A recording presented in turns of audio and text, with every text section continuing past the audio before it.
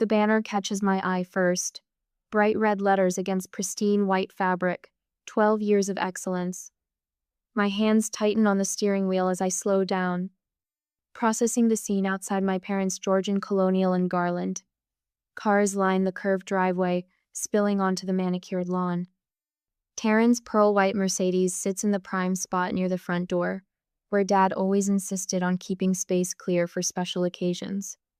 I tap the brakes, letting my Camry idle past the house at 15 miles per hour.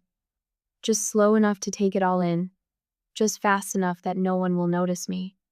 A cluster of people drift across the front porch, champagne flutes glinting in the Texas summer sun. Through the bay window, I glimpse my mother's signature pearls, her head thrown back in laughter at something my sister has said. A family business celebration. One I wasn't invited to. The realization settles in my stomach like swallowed ice water. I press the accelerator, my throat tight as I guide my car around the corner. The radio drones about an upcoming thunderstorm, but I barely register the words. My mind scrolls through a ledger of memories, each one taking on new weight. Last September, $12,000 transferred from my savings to cover their property tax bill. Just until the next quarter's profits come in, Dad had promised. The money never came back. February. 3 days of missed work to handle their insurance claim after the pipes burst. Taryn was too swamped with her social obligations to help. The brass picture frame on Mom's sidebar, the one where I'm positioned at the edge. Easy to crop out, like they've been doing with my life, piece by piece. My apartment comes into view solid brick, practical landscaping, nothing flashy. Inside, my furniture tells its own story. A second-hand leather couch chosen for durability, simple IKEA bookshelves, a kitchen table that's seen better days but still serves its purpose. No crystal chandeliers like the ones Taryn insisted on for her dining room. No imported marble countertops that my parents helped her select. The phone rings just as I'm unlocking my front door. Mr. Whitmore's name lights up the screen. I've known our family's estate attorney since I was small enough to steal mints from the crystal bowl on his desk. June. His voice carries the weight of aged bourbon and too many client secrets. I'm glad I caught you. There seems to be some confusion about the trust documents. I set my keys in their usual spot by the door. What documents? A pause fills the line. The revision paperwork, the ones we sent 3 weeks ago requiring your signature. The ceiling fan spins lazy circles above my head. My throat goes dry. I haven't received anything. That's odd. Papers shuffle in the background. The forwarding address was changed. Digital authorization from Taryn. She said you requested it. The fan blades tick softly, marking seconds. I watch them spin, focusing on their steady rhythm while my mind catalogs this new information with the precision of an accountant's ledger. June? Mr. Whitmore's voice carries a note of concern. Are you still there? Yes. My voice comes out steady, controlled. Like I'm discussing the weather instead of discovering another crack in the foundation of my family's trust. I'll look into the forwarding issue. Thank you for letting me know. I end the call and sink onto my practical couch, in my practical apartment, where I've built a life around being the reliable one, the quiet one, the one who fixes things without making waves. The fan continues its endless circles. Through my window, I watch the promised storm clouds gather, dark and heavy with summer rain. They mirror the weight in my chest, the pressure building behind my eyes. A text lights up my phone. Mom. Beautiful celebration today. The family business has come so far. Your father is so proud of Taryn's leadership. My finger hovers over the message. In my mind, I see that banner again. 12 years of excellence. Years I spent working summers in the warehouse, learning every aspect of the business while Taryn planned parties and charmed clients. Years of watching, waiting, hoping they'd see me too. Thunder rumbles in the distance. I set the phone face down on the coffee table, screen dark, message unanswered. Have you ever discovered a betrayal so deep, it makes you question every memory you thought was true? What would you do? Confront it loudly or investigate silently? Some questions don't need immediate answers. Some betrayals require careful handling, and some storms are worth waiting for. I grab my laptop and open a fresh spreadsheet. Column A, date. Column B, amount. Column C, explanation given. The thunder grows closer. I start typing. 2 days later, Mr. Whitmore's office breathes old money and older secrets. Dark walnut paneling stretches floor to ceiling, absorbing sunlight like a sponge. The leather armchair creaks under me, supple from decades of anxious clients shifting their weight while receiving bad news. As a child, I used to sneak peppermints from the crystal bowl on his desk. Now my hands rest motionless in my lap while he slides a stack of papers across the polished desktop. These are the most recent trust revisions. His voice carries the precise enunciation of a man who knows his words might someday be quoted in court. Dated 3 weeks ago. The paper feels expensive under my fingertips. Watermarked, heavy stock, the kind Taryn always insisted on for party invitations. My eyes scan the document, catching on phrases that punch the air from my lungs. Sole beneficiary, complete transfer of assets, immediately binding. I'd like to see the previous versions. The words emerge steady, measured. A lifetime of practice at containing earthquakes. Mr. Whitmore's eyebrows lift slightly. In 30 years of handling our family's legal matters, he's never heard me make a direct request. Of course. He turns to the filing cabinet behind him, brass handles gleaming in the afternoon light. The drawer slides open with practiced ease. He pauses, frowning at something inside. That's peculiar. A sealed envelope emerges, marked in my grandfather's distinct handwriting. For June. Inside, the original trust document spells out what I already suspected, an equal split. 50-50. My father's signature sprawls across the bottom, followed by a handwritten note. Copy retained. 2 hours later, my practical apartment feels colder when I return, despite the Texas summer heat pressing against the windows. The kitchen table transforms into a command center. Laptop open, bank statements spread in neat rows, highlighter poised between my fingers. Each family favor payment glows yellow against white paper. $12,000 for property taxes. $8,000 for the burst pipes. $20,000 when Taryn's Mercedes needed replacing after her second divorce. The numbers march down my spreadsheet. $64,500 over 5 years. Each emergency I covered while Taryn received praise for her generous spirit at family functions. The second mortgage I paid off after her financial emergency, which coincided suspiciously with the Aspen ski trip featured on her Instagram. My shoulders ache from hunching over records, but a new pattern emerges. Property transfers, all to Taryn. Small pieces of the family business carved away like slices of birthday cake I wasn't invited to share. The latest transfer bears Dad's signature, dated during his hospital stay for kidney stones.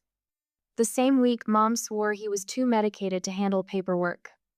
The signature draws my eye. Something in the loops, the pressure points.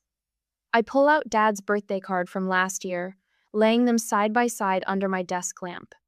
His real signature flows like water, years of practice signing contracts evident in every stroke. The hospital transfer looks hesitant, studied, like someone trying too hard to copy his style. The ceiling fan whirs overhead, stirring papers with its breeze. My phone buzzes. Another family group text I'm not meant to see, accidentally included by Mom's perpetually mismanaged contact list. Taryn gushing about the next business expansion. Dad's proud response. Mom's string of heart emojis. I pick up my grandfather's Timex from the dresser, its worn leather band soft against my skin. He taught me about business in his quiet way, not through grand lectures, but small observations. Watch the paperwork, Junebug, he'd say, reviewing contracts at his kitchen table.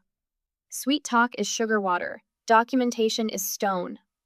The light catches the watch face, reflecting my expression. I barely recognize myself. The reliable daughter, the quiet fixer, has vanished. In her place sits a woman with steel in her spine and fire in her stomach. My laptop screen glows as I type "forensic handwriting analyst" into the search bar. The fan spins lazily above, marking time like a metronome. In the distance, thunder rolls across summer sky, promise of a storm that's been building longer than anyone suspected. A text lights up my phone. Taryn.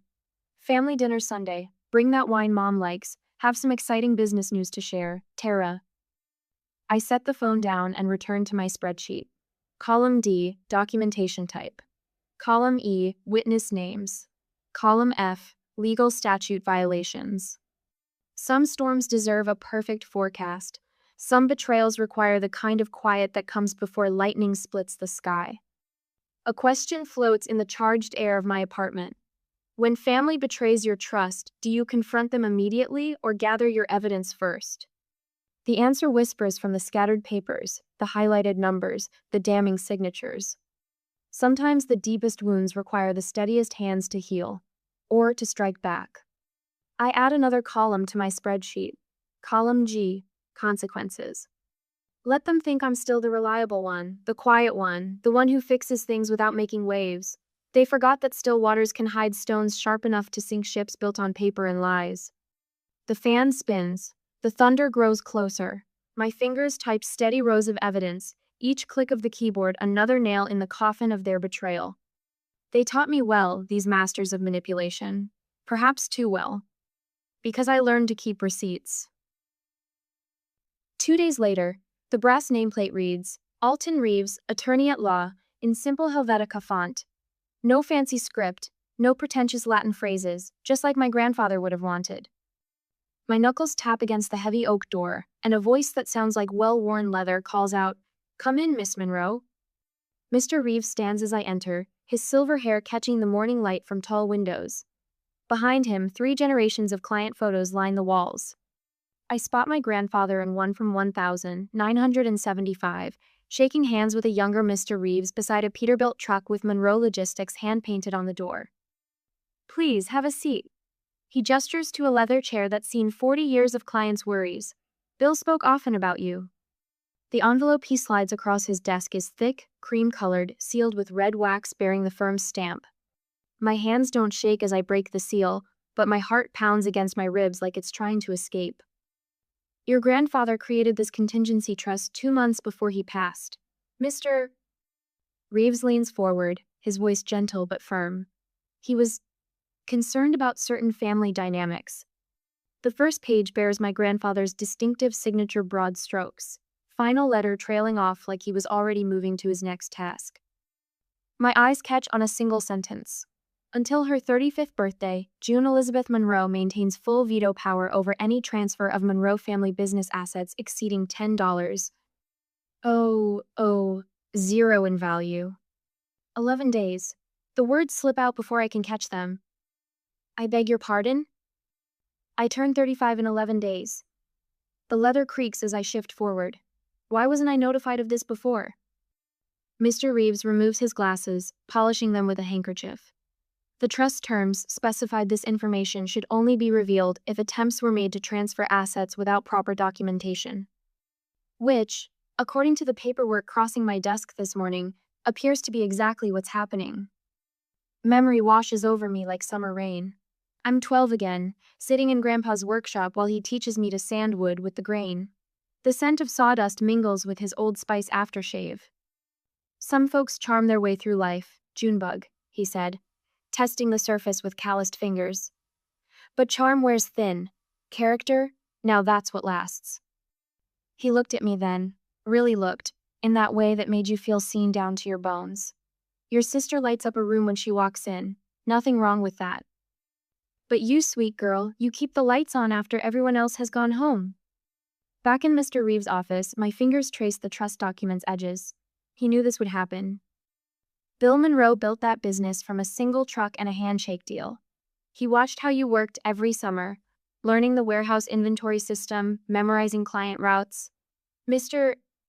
Reeves pulls another file from his desk, and he watched how others treated that legacy.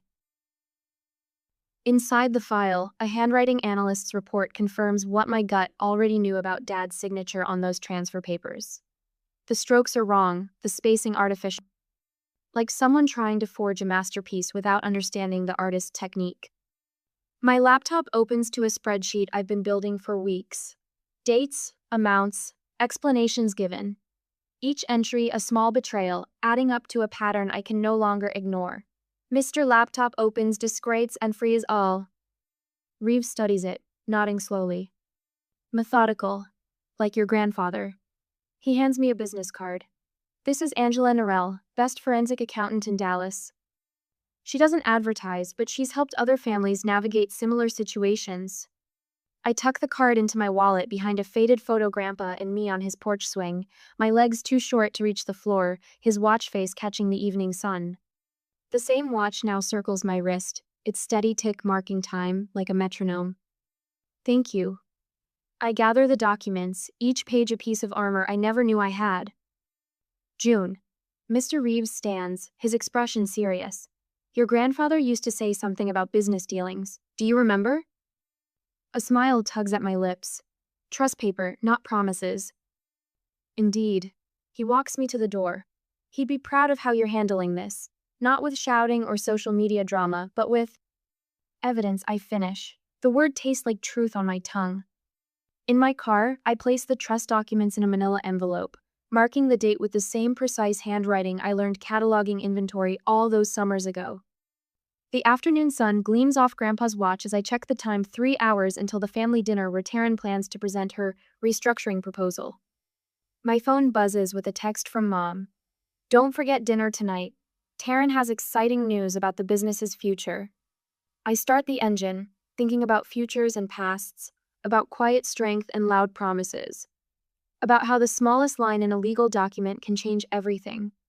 Sometimes the quietest person in the room is the most dangerous when betrayed. And sometimes protection comes from beyond the grave, written in careful letters and sealed with red wax, waiting for the exact moment it's needed most. Pulling out of the parking lot, I catch a glimpse of that old photo on the wall, me grandfather's handshake, his proud smile, the truck that started it all. He taught me more than inventory systems and wood sanding. He taught me that true strength doesn't need to announce itself. It simply waits for the right moment to act. The bottle of Cabernet Sauvignon knocks against my leg as I walk up the brick path to my parents' front door. $20 at the local wine shop, not the $100 vintages Taryn brings, but good enough for a family dinner. My knuckles whiten around the neck of the bottle as the door swings open. June, darling. Mom's pearls catch the evening light. She pulls me into a hug that smells of Chanel No. 5 and pot roast. We weren't sure you'd make it. The foyer mirror reflects my careful smile. Wouldn't miss Sunday dinner. Inside, the dining room table stretches beneath crystal candlesticks and bone china plates. Dad occupies his usual spot at the head, reading glasses perched on his nose as he studies what looks like business papers. Taryn floats between the kitchen and dining room in a silk blouse that probably cost more than my monthly car payment. Just in time, she waves a manicured hand. Mom made your favorite dessert. My favorite is actually apple pie. She's thinking of her own preference, chocolate mousse. But I just nod, settling into my assigned seat while Mom fusses with water glasses. The quarterly numbers came in. Taryn's voice carries that practiced lilt she uses for client presentations. Revenue up 30% since I streamlined operations. Dad beams. That's my girl. Always knew you had the Monroe business sense. The pot roast sits heavy in my stomach as dinner progresses. Mom chatters about Taryn's latest civic committee appointment. Dad nods along, occasionally jumping in with proud commentary about Taryn's leadership style. I cut my meat into precise squares, counting backward from 100. Oh, June. Mom pauses between bites. How's that insurance office treating you? Still handling those claims? Actually, I was promoted too. Before I forget, Taryn's voice slices through mine. She pulls a leather portfolio from beside her chair. I brought the division agreement for everyone to sign. Just a formality, really, streamlining the trust structure. The ticking of the grandfather clock fills my silence. Inside my sensible leather purse, a manila envelope waits. Now? Mom's fork clinks against china. During dinner? Perfect timing. Taryn slides papers across the table. Everyone's here, and the notary's on standby for a video call. I dab my mouth with the linen napkin. Before we sign anything, I have some questions. The candlelight flickers as I reach for my purse. Taryn's smile remains fixed, but her fingers drum once against the table's polished surface. Questions? Dad shifts in his chair. It's straightforward, June, just standard paperwork. Like this standard paperwork, I lay out the original trust document. Or this bank statement showing $12,000 I paid for property taxes. Another paper joins the first. Or perhaps this handwriting analysis of Dad's signature from when he was in the hospital. The crystal water glasses vibrate as Taryn's hand slams down. What are you doing? My job. I place Mr. Reeves' letter beside the growing stack, protecting what matters like Grandpa taught me. Your grandfather, Dad starts, left a contingency trust. My voice stays level, one that gives me veto power over asset transfers until I turn 35. I meet Taryn's gaze. 11 days from now. Mom's pearls click together as her hand flies to her throat. That's impossible. The paperwork was forged. I tap the handwriting analysis. And the funds were diverted. If this goes to court, you'll need more than charm. You'll need evidence. The weight of 3 generations of Monroe business sense steals my spine. I brought mine. Taryn's laugh shatters the silence. You're insane. Mom, Dad, tell her she's insane. But they don't speak. Their eyes lock onto the papers before years of quiet theft laid bare in black and white. My phone buzzes, right on schedule. That's Norrell Nix. I set the phone on speaker. My attorney would like to discuss settlement options.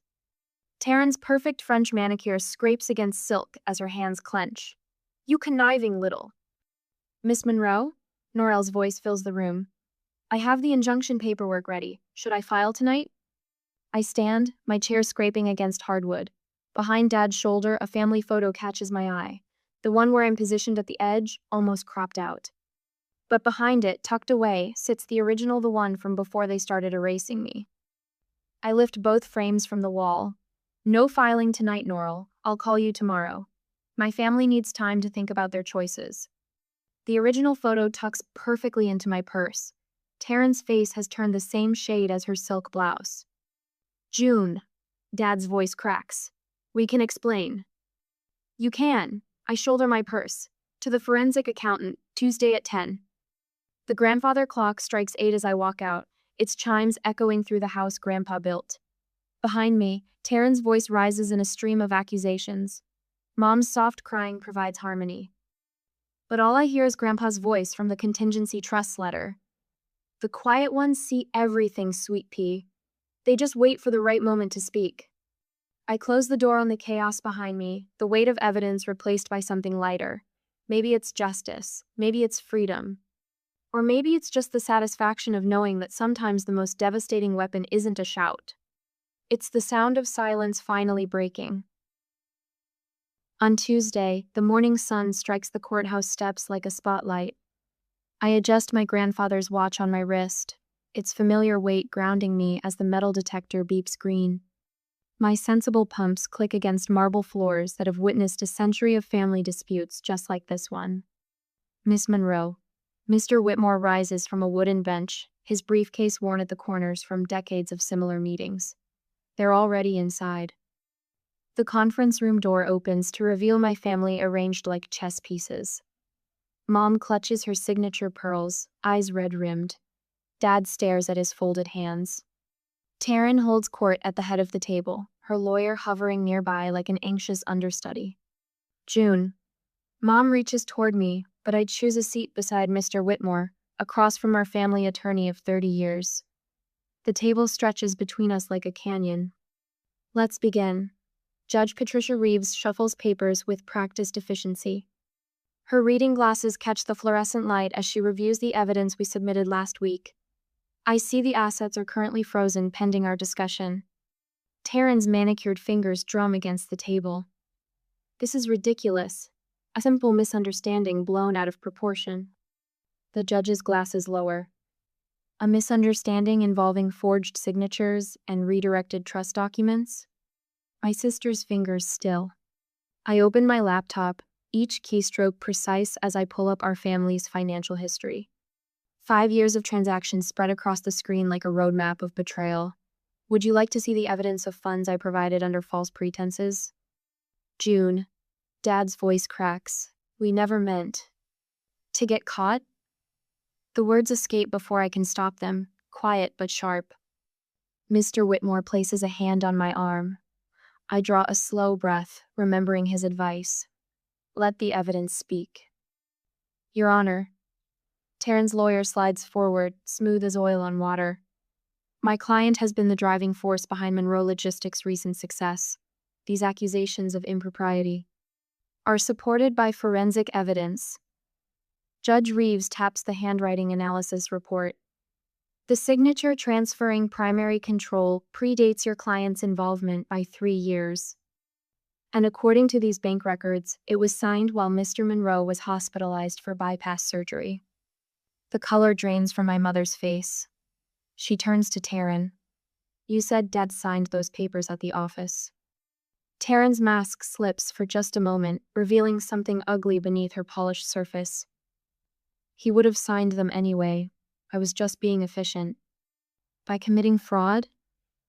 The judges could freeze Texas in August. My sister stands, designer heels steadying her like armor. June abandoned the business. I'm the one who stayed. I'm the one who built our reputation, who handles the clients, who keeps this family's legacy alive, while she hides in her little apartment counting pennies. A familiar heat rises in my chest, but I focus on my grandfather's watch. Tick, tick, tick. Time moving forward, never back. Like him, I choose my words with care. I have copies of every client contract from the past 12 years. My voice remains level as I pull up another spreadsheet, including notes on which ones required personal guarantees, ones that would be invalidated by proof of fraudulent management. I meet Taryn's eyes. Would you like me to share those with the judge? The room goes still. Even the air conditioning seems to hold its breath.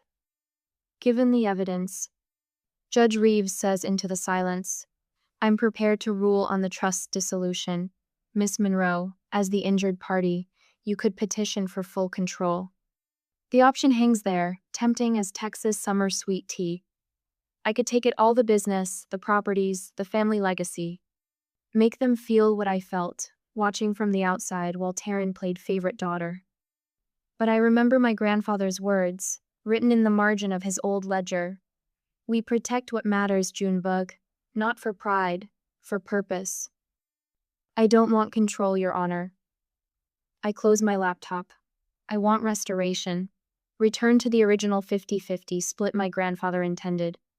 Legal protections against further tampering, and restitution for the $64,000 I provided under false pretenses. Taryn's laugh holds no humor, still playing the noble victim. No, I stand, shoulders straight. I'm honoring the man who built this business, who taught me that legacy isn't about power, it's about responsibility. I turn to Judge Reeves. I'm also requesting 10% of the restitution be donated to elder financial abuse prevention programs. June. Mom's voice wavers. We never meant to hurt you. But you did. The truth settles between us like dust after a storm. Every time you looked away, every time you chose her charm over my commitment, every time you let her crop me out of family photos while taking my money. Dad's head snaps up. The photos? Check the dining room sidebar. My voice softens. Behind the new frame, you'll find the original, the one where we're all together. The judge's gavel cracks like summer thunder. The court accepts Miss Monroe's terms.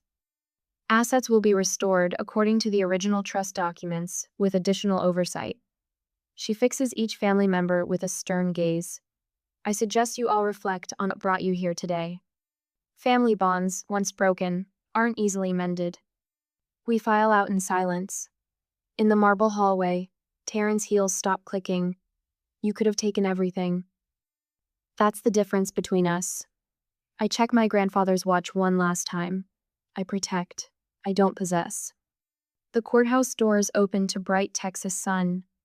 Behind me, I hear my mother call my name, her voice small against the vastness of the sky. But some distances can't be measured in feet or miles. I step into the light, leaving them in the cool marble shadows. Sometimes justice isn't about winning or losing. Sometimes it's about finding the strength to walk away, carrying only what truly belongs to you. My phone buzzes with a text from Mr. Whitmore. Your grandfather would be proud. I smile, touching the worn leather watch band. Some legacies aren't built in boardrooms or courthouses. They're built in quiet moments of choice, when you finally understand that family is more than blood, it's the truth. A month later, the screen door creaks shut behind me, its familiar spring tension releasing a sound that carries across Lake Hemlock's still waters. Grandfather's cabin rises around me, all rough-hewn cedar and memories. Boxes of his books line the walls, fishing gear still arranged exactly as he left it 5 years ago. Through the windows, golden hour sunlight spills across the worn floorboards, warming the space like a gentle welcome home. I run my fingers along a shelf of leather-bound volumes, classics mixed with practical guides to everything from woodworking to business ethics. A thin layer of dust comes away on my fingertips. The realtor asked if I wanted the place cleaned before moving in. I told her no, some things deserved to be handled personally. The renovation materials wait in the garage, bundles of fresh cedar planks, boxes of brass fixtures, supplies to update the bathroom and kitchen while keeping grandfather's original vision intact. Nothing flashy, nothing that screams of new money or borrowed prestige, just honest materials that will age with dignity, like the man who built this place. Outside, waves lap against the dock posts. The sound draws me through the back door and onto weathered boards that have held 3 generations of fishing stories. The sunset paints the water in shades of amber and rose, so different from the harsh fluorescent lights of conference rooms and legal offices that filled the past months. A knock at the front door breaks my reverie. Mrs. Patterson from 2 cabins over stands on the porch, clutching a weathered envelope. Her eyes sparkle with recognition. "Found this while cleaning out my storage shed," she says, pressing the envelope into my hands. "Your grandfather asked me to hold on to it, said the timing would be right someday." The paper feels fragile, yellowed at the edges. Inside, his distinctive handwriting flows across the page in steady strokes, each letter carved with the same care he put into building this dock. "My dear June, if you're reading this, you've already learned what I always knew about you. You protect, not possess. That's why I chose you. The family business was never about the money, it was about building something that would shelter generations. You understand that in your bones. The cabin is yours now, not because you're perfect, but because you're steady. Not because you shout the loudest, but because you listen the deepest. Make it your own, but remember its roots. Keep fishing, keep reading, keep protecting what matters. All my love. Grandpa Bill." The words blur as tears spill onto my cheeks. Mrs. Patterson's hand finds my shoulder, squeezes gently. "He talked about you often," she says softly. "Said you were the one who truly inherited his spirit." After she leaves, I sit on the porch steps, letter cradled in my lap. The lawyers suggested selling this place, using the money to buy something closer to the city, but they didn't understand. Some inheritances can't be measured in square footage or market value. My phone buzzes. Another message from Mom, the 3rd this week, each one shorter than the last, testing the waters. I set it aside, letting the boundary hold. They'll learn. Or they won't.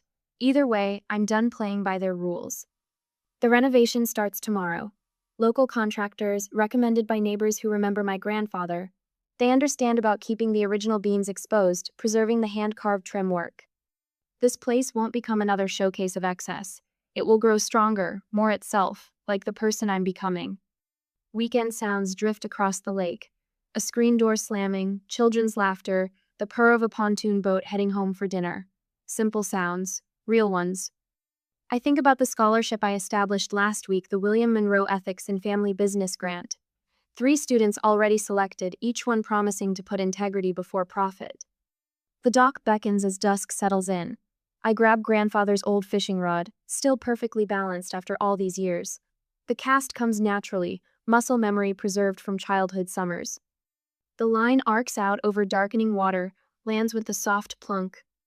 Lisa and Mark are coming up tomorrow, bringing a simple housewarming dinner. Real friends who stood by during the legal battles, who understand why this place matters. We'll eat on the deck, nothing fancy, just honest food and conversation, the way grandfather would have wanted.